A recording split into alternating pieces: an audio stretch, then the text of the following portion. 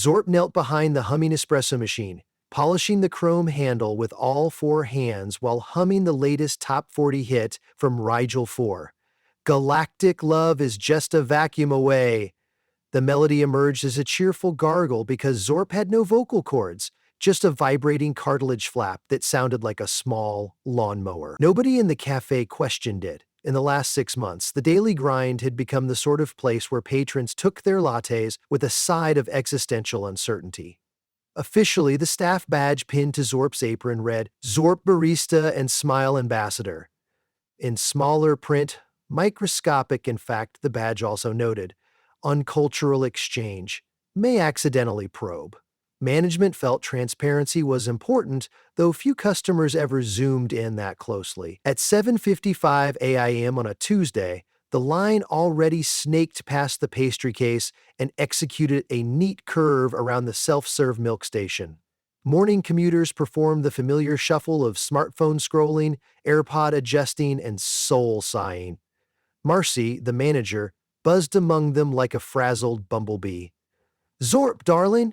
We open in 5 minutes.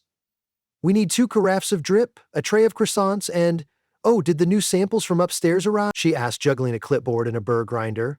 They are chilling at -3 on the Kelvin light shelf, Zorp replied, pronouncing each English syllable as though it were an entire sentence. Marcy blinked. Chilling? Kelvin, whatever. Just don't drink 'em. Dr. Beakerly said they're sensitive. Last thing we need is OSHA breathing down our necks. Zorp bobbed 3 of their heads. The top one, the middle one, and the holographic decoy head used for HR meetings. Agreement signaled, Marcy vanished toward the pastry case, leaving Zorp alone with their espresso machine, their dreams, and a refrigerator full of unpronounceable liquids. Zorp loved Earth coffee. On their home moon, casination came from crystalline spores you snorted through your eyelids. Espresso, this miraculous dark waterfall that smelled like roasted hope, was downright poetic by comparison. Zorp had spent nights studying latte art videos, practicing microfoam rosettas in the staff bathroom sink well past closing. If they could master espresso, the Galactic Culinary Council would certify them as a flavor anthropologist second class, a title they planned to flaunt at family reunions for decades. Unfortunately, Zorp's grasp of written English remained shaky.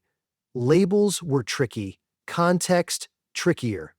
So when they opened the fridge and saw a box of sealed vials marked with big block letters E1, E2, all the way to E6, their heart sacks fluttered.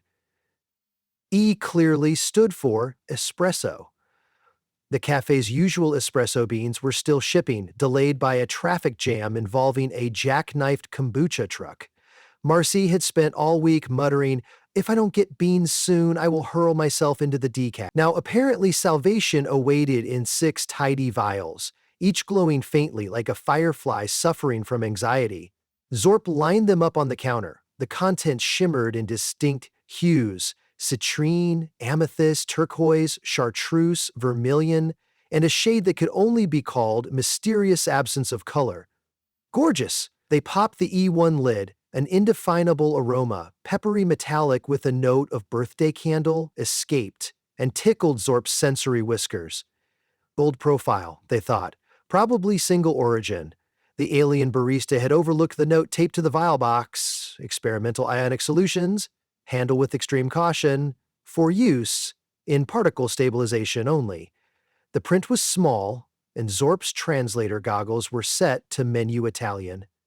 Right at 8 o'clock a.m., the door chime binged, and the human flood began. First up, Jason from the co-working space across the street, beard meticulously sculpted, laptop stickers declaring allegiance to half a dozen open-source projects. Double espresso, no room, he said without looking up from Slack notifications. Zorp smiled, a wide, toothless affair unsettling in its sincerity, and tamped a measure of E1 into the portafilter. It glittered like ground gemstones. Zorp noted the color and concluded the roast was City Plus, maybe full city. 15 seconds later, a shot of molten citrine dripped into a demitasse. It emitted a faint whistle, the sort your phone makes when left too close to a speaker. Jason sipped, eyebrows lifting. Wow, that's zesty. He spun the cup and narrowed his gaze, as if trying to debug the beverage. Tastes like lemon, copper, and nostalgia for dial-up modems. He paid and left, tapping briskly at his keyboard while walking. 2 minutes later, still outside the window, Jason stopped mid-step and uttered, 1 nonillion, 10 octillion, 111 septillion, 11 sextillion, 11 quintillion, 110 quadrillion, 111 trillion, 1 billion, 1 million, 1010 before sprinting down the sidewalk at a 40-degree angle to gravity. No one really noticed. In that neighborhood, coder eccentricities were the norm. Customer 2 was Willow, the yoga instructor who normally ordered a 16-ounce oat milk latte with 3 pumps of agave because my body is a temple, but sometimes the temple gift shop sells candy.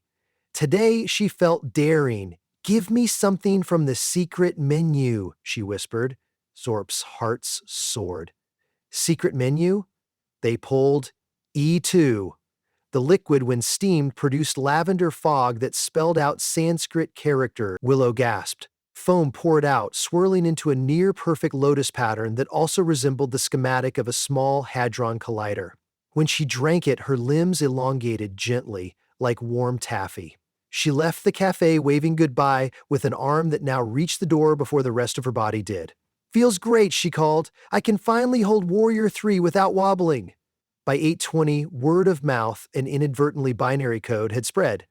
A line of thrill seekers formed, eager for the new quantum espressos. Zorp doubled down, experimenting with vials E3 and E4. The results were spectacularly inconsistent. A poet ordered an Americano and began speaking exclusively in heroic couplets. A dentist discovered he could see people's molar histories just by glancing at their jaws like tree rings. A local politician drank a macchiato and suddenly lost the ability to lie, collapsing into sobs while live streaming a confession about misallocated staplers. Meanwhile, inside the upstairs research lab, Dr. Beakerly wiped sweat from her brow, leaned into a microscope, and muttered, "Why is the particle field reading 0 viscosity?" Glancing over at her refrigeration unit, she saw water pooling underneath. "Broken," she slapped her forehead. "I left the ionic solutions in the cafe fridge." Grabbing a lab coat 2 sizes too small, she thundered down the stairwell. Back at ground level, Zor confronted their first complaint. A man in a tailored suit but no shoes slammed his cup on the counter. "Excuse me," he said, voice vibrating like a stuck tuning fork. "My macchiato keeps changing its password." Zork peered in. The espresso shot displayed a lock icon and a prompt. 5% battery remaining. Update now. "Have you tried stirring it?" Zorp suggested. "I won't accept my special characters." Before a solution could brew, Dr. Beakerly burst through the staff door, hair disheveled and safety goggles swaying like wind chimes. "Where are my samples?" she demanded. Zorp, still smiling, presented the 5 remaining cups, each with color-coded crema reminiscent of a physics textbook's cover art. "They have been lovingly prepared." Dr. Beakerly's pupils dilated to saucer size. "You put ionic solutions into boiling water?" Patrons glanced up. Someone on a beanbag near the front had begun levitating. Another had multiplied into 2 almost identical people, arguing over who got to use the original social security number. "What is the problem?" Zorp inquired. Dr. Beakerly's voice trembled. "Those are experimental stabilizers for micro-black holes. They alter matter at a quantum level. We only brewed 1 milliliter at a time under vacuum for safety reasons," Zorp processed. "So? Not decaf?" "Definitely not decaf." Marcy rushed over, pastry tongs raised like nunchucks. "Do we need to comp drinks? What's our liability here?" Before anyone could answer, the cafe lights pulsed. An electronic hum filled the air, as if every phone in the room had decided to meditate. The espresso machine spat steam that coalesced into geometric shapes. Cubes, tesseracts, something like a hyperdonut. Zorp recognized the phenomenon. Casual reality destabilization, a common side effect of misused ionic compounds back in galactic culinary school. Dr. Beakerly pulled out a tablet. "The field strength is increasing exponentially. We have," she did quick math, lips moving, "16 minutes before a localized singularity forms. Then we all get turned into decorative spaghetti." A customer, now transparent, lifted their hand. "Will it cost extra to remain translucent?" "No tipping question right now," Marcy yelled. Zorp considered the honor of their internship hung in the balance. Serve coffee, delight the customers, avoid turning them into cosmic noodles. 3 pillars of hospitality. Dr. Beakerly, Zorp said, is there a counter solution? She nodded. I have neutralizer D in the lab, but it's solid at room temperature. We'd have to dissolve it perfectly into each contaminated beverage, and it tastes like rancid seaweed. And if we made it taste pleasant, Zorp asked, could that restore stability? In theory, the doctor conceded, but we'd need impeccable emulsification. The distribution has to be molecularly even.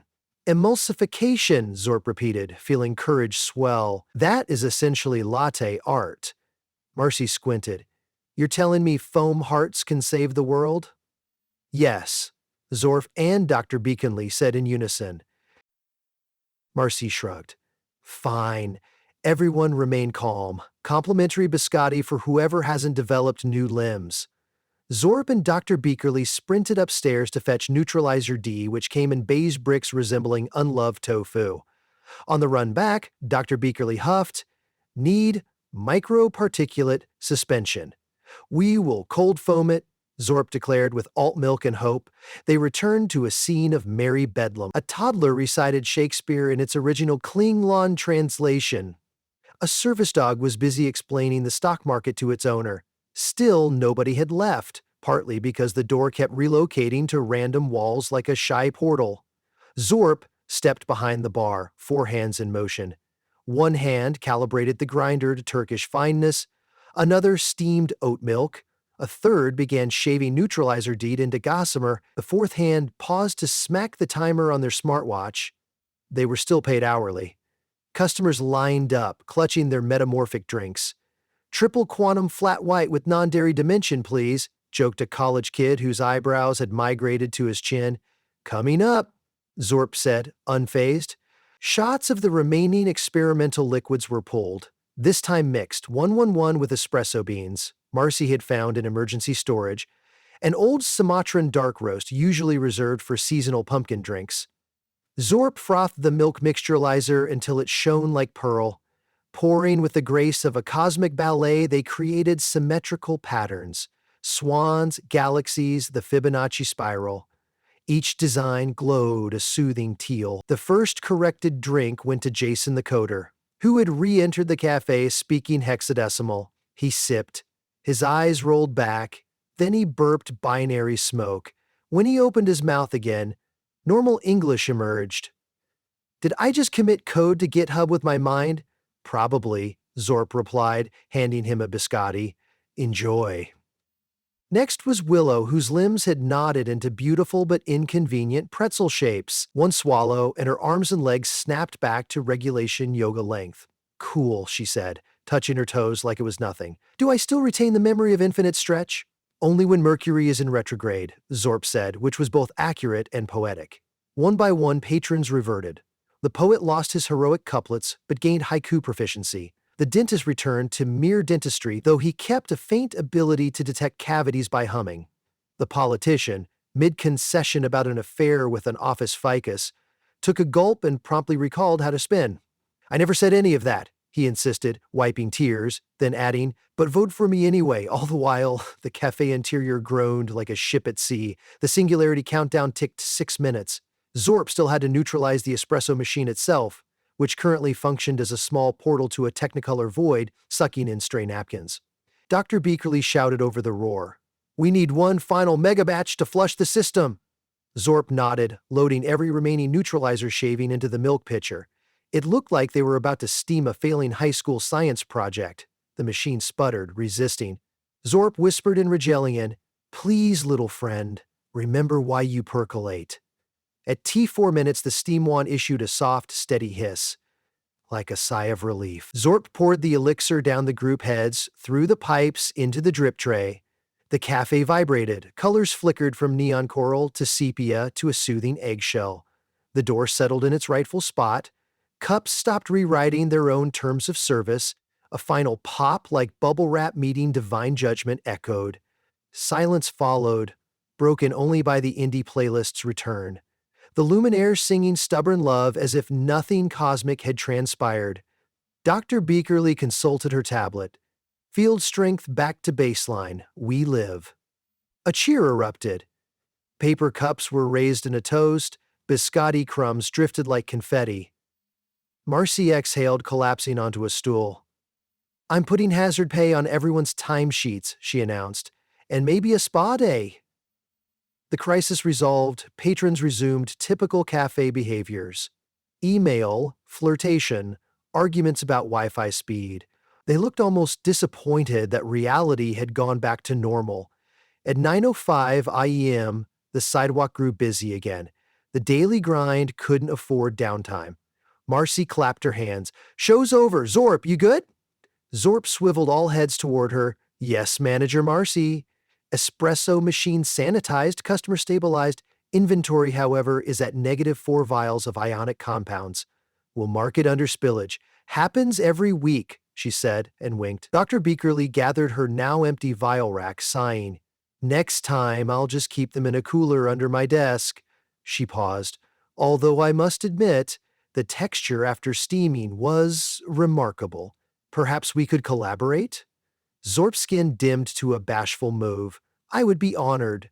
Crossover product line, quantum lattes, Marcy mused. We could charge $10 easy, 12 if we throw in adaptogens. The idea hung in the air like foam art, improbable yet tempting. Across the counter, Jason lifted his repaired espresso. I'd buy that. Only drink in town that literally changes your perspective. Willow chimed in, toes behind her ears for no good reason. I could teach quantum yoga to pair with it. Schrodinger's downward dog. Marcy saw dollar signs. Zorp, your R&D lead, effective immediately. Zorp's translator goggles flickered. Does that come with dental? We'll see about adding tentacle coverage, Marcy said. She offered her hand. Zorp enveloped it in a warm, suede-like suction that was either a shake or a small hug. 10 minutes later, the cafe flowed as usual. People queued for caffeine unremarkably. The ordinary smell of roasted beans replaced quantum ozone. Still, subtle traces of the morning lingered. A teaspoon that occasionally vibrated at middle C, a tip jar that accumulated coins faster than patrons dropped them, a chalkboard sign that rewrote itself in emojis when no one watched closely enough. Zorp wiped the counter, content. Their first near-apocalypse resolved before the breakfast rush ended. Back on Rigel 4, this would earn them a decorative sash. They pictured Aunt Glub's face upon hearing how Zorp emulsified a condensed anti-singularity agent into oat milk to save an Earth cafe. That was definitely sash-worthy. They caught their reflection in the espresso machine. 3 heads, twinkling eyes, and a steamy milk pitcher cradled with affection. Barista, they said aloud, savoring each consonant. A good title even without the galactic qualifiers. Marcy leaned over. Hey, space buddy? Yes, Manager Marcy. We've got a mobile order double shot cappuccino with extra foam. The name says Agent Pierogi. Sounds like a prank, but money's money. Think you can handle a normal drink after all that? Zord chuckled in their lawnmower gargle. Normal is relative. They loaded the portafilter with honest-to-goodness Arabica, tamped, locked, and pulled a perfect 27-second shot. The crema was a warm earth tone, nothing cosmic about it, yet still magical in its own terrestrial way. They folded velvety milk into a simple heart pattern, a tribute to every life form with at least one cardiovascular organ. Handing it to a trench-coated figure with sunglasses indoors, Zorp smiled. Enjoy. The figure sniffed, nodded, and exited without incident. No reality distortion followed. That somehow felt like the day's greatest miracle. As the morning mellowed into midday, Zorp posted a handwritten sign by the register. Ask about our quantum espresso reality-bending flavor, reality-restoring finish. Below, in smaller print, side effects may include sudden insight, improved dental x-rays, and a healthy respect for multi-dimensional physics. Customers laughed, snapped photos, and placed orders. Business boomed. Marcy pretended to grumble but updated the POS system with a new menu category, temporal beverages. Dr. Beakerly sat at a corner table, analyzing foam samples on a portable spectrometer while sipping a mocha. She raised her cup to Zorp. Research funding secured, she mouthed, then returned to measuring swirl curvature like a smitten scientist. For the first time since arriving on Earth, Zorp felt fully caffeinated and fully at home. They looked at the bustling cafe, each customer a miniature galaxy of hopes, emails, and possible weirdness. So many stories could unfold, most of them less apocalyptic, but none without flavor. With a sigh of contentment, Zorp set a fresh portafilter, ready for whatever orders and experimental mishaps the universe brewed next.